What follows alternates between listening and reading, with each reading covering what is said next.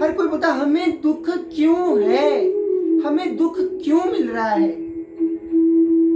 भगवान हमें दुख क्यों दे रहा है। मेरे प्यारे, आपको बता दूं, इस दुखालय में जो आएगा उसको दुख की प्राप्ति होगी ही। दुखालय, ये सारा संसार एक छलावा है, ये सारा संसार दुखों का कारण है, ये दुखालय है। जो व्यक्ति इस दुखालय में जन्म लेगा उसे सुख नहीं मिल सकता, क्षण भर का सुख मिलेगा, दुख ही दुख है। भगवान ने जब इस धराधाम पर जन्म लिया तो भगवान ने भी दुख झेला, कारागार में पैदा हो गए, ये कितना बड़ा दुख है। कारागार में पैदा हुए, अपने माता पिता ने जो है दूसरे माता पिता के पास छोड़ दिया, और जब दूसरे माता पिता के साथ प्रेम हो गया, जब दूसरे माता पिता से अटैचमेंट हो गया तो अपने माता पिता के पास चल दिए। कितना दुख है। सोने की द्वारका थी, जलमग्न हो गई, जल के अंदर समा गई। सारे यदुवंशियों ने एक दूसरे का वध कर दिया भगवान के सामने, और जब भगवान बीच में रोकने गए तो भगवान पे ही चढ़ गए।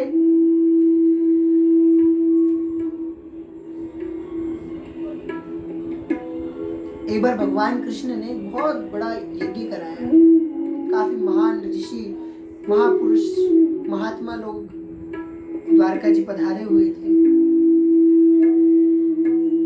भगवान के जो बालक थे उनमें से एक उनके पुत्र हुए सांब।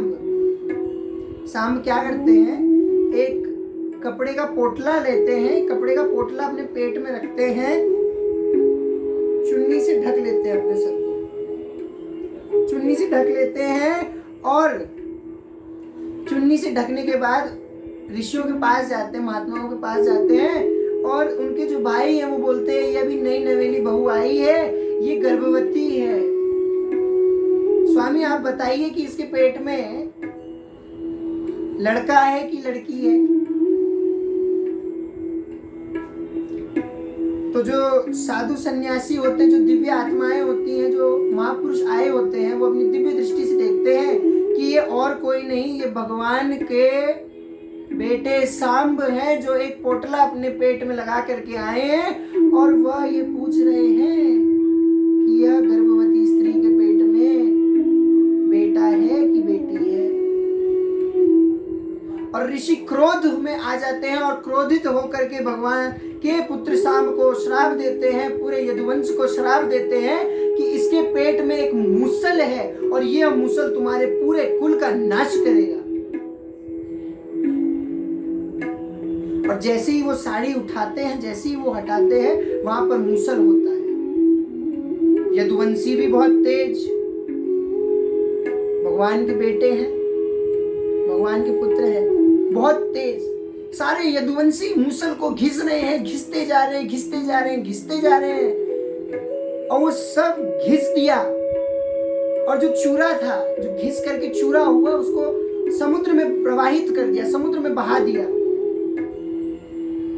लास्ट में कील बचता है, एक इतना कील बचता है, और अहंकारवश,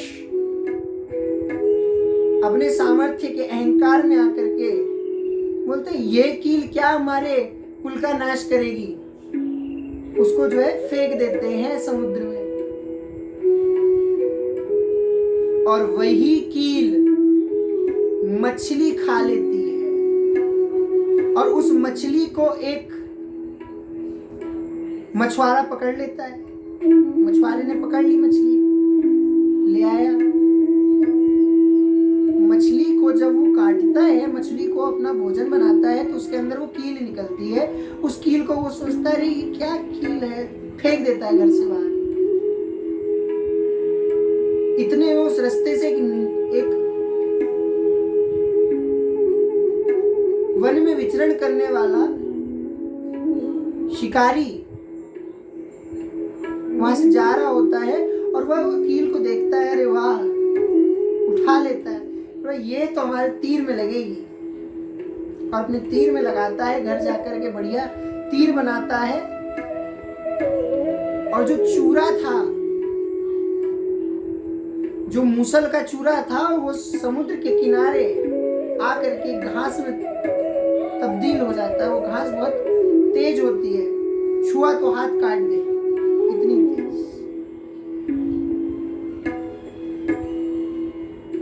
यदुवंशियों में कुछ मतभेद होता है,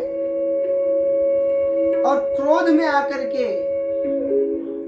गुस्से में आकर के वो उसी घास को उठा करके एक दूसरे पे मारते हैं, और वही घास तलवारों की तरह काम करती है, और एक किसी का गला चीर रही है, किसी का हाथ काट रही है, किसी का शरीर काट रही है, और यदुवंशी आपस में लड़ रहे हैं एक दूसरे पे, उसी घास से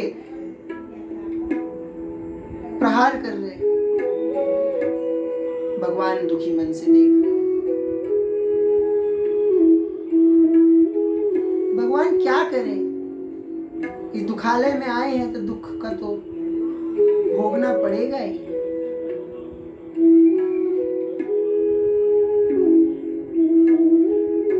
भगवान जो है सब कुछ त्याग करके, भगवान योगेश्वर कृष्ण अपनी द्वारका को त्याग देते हैं, अपने यदुवंशियों को त्याग देते हैं, और जंगल में जाकर के बैठ जाते हैं। भगवान पैर पे पैर रख करके बैठे होते हैं। इतने में वो जो शिकारी होता है वो भगवान के पैरों को देखता है, मानो जैसे मृग हो। भगवान के सुंदर पैर उसको मृग के मुखमंडल के समान लगते हैं, और वो तीर खींचता है और मार देता है। भगवान के पैरों में तीर लगता है।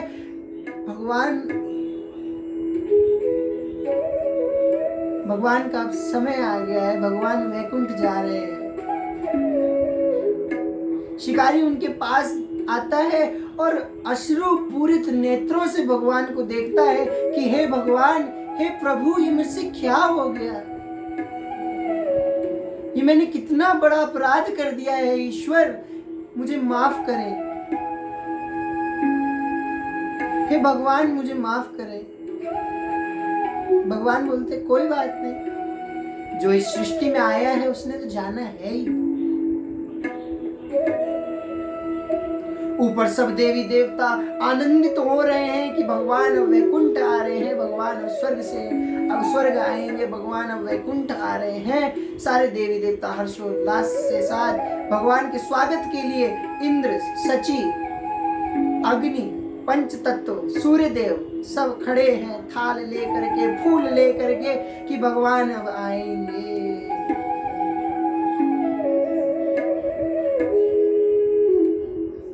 भगवान आहिस्ता आहिस्ता आहिस्ता आहिस्ता अपने शरीर को त्याग देते और भगवान वैकुंठ चले जाते। देखिए, जो इस सृष्टि में आया है उसने जाना ही है। भगवान ने भी हमें बताया है कि मैं भी इस सृष्टि में आया था, मैं भी जाऊंगा। श्रीमद् भागवतम से हमें क्या सीख मिलती है? श्रीमद् भागवतम से हमें निर्भयता का उपदेश मिलता है। निर्भय हो। निर्भय क्यों होना है? हम हर क्षण, हर सेकंड हम काल के मुख में जा रहे हैं। हम इस काल रूपी नाग के मुख में हर सेकंड हम जा रहे हैं। आज मैंने भागवत करी, कल क्या पता कल ना कर पाऊं। आज आप भागवत सुन रहे हैं, कल क्या पता। तो हम हर सेकंड, भागवत में हमें बताया जाता है कि हम हर क्षण काल के मुख में जा रहे हैं। जब काल के मुख में हम सबने ही जाना है तो भय किस बात का? बोले महाराज, बंधु बांधवों का भय है। इन बंधु बांधवों का क्या होगा? हमारे बेटे का क्या होगा, हमारी बेटी का क्या होगा, हमारे नाती का क्या होगा, हमारे इसका क्या होगा, उसका क्या होगा, पत्नी का क्या होगा, पति का क्या होगा।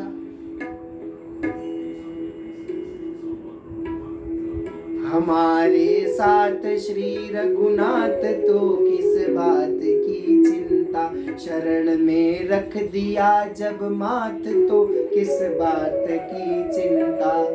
किया करते हो तुम दिन रात, तुम्हें किस बात की चिंता, तेरे स्वामी को रहती है तेरी हर बात की चिंता। भगवान को हमारी चिंता रहती है, भगवान हर सेकंड हमारी चिंता करते हैं, भगवान अपने बच्चे को कभी भी दुख नहीं देते। ये हमारे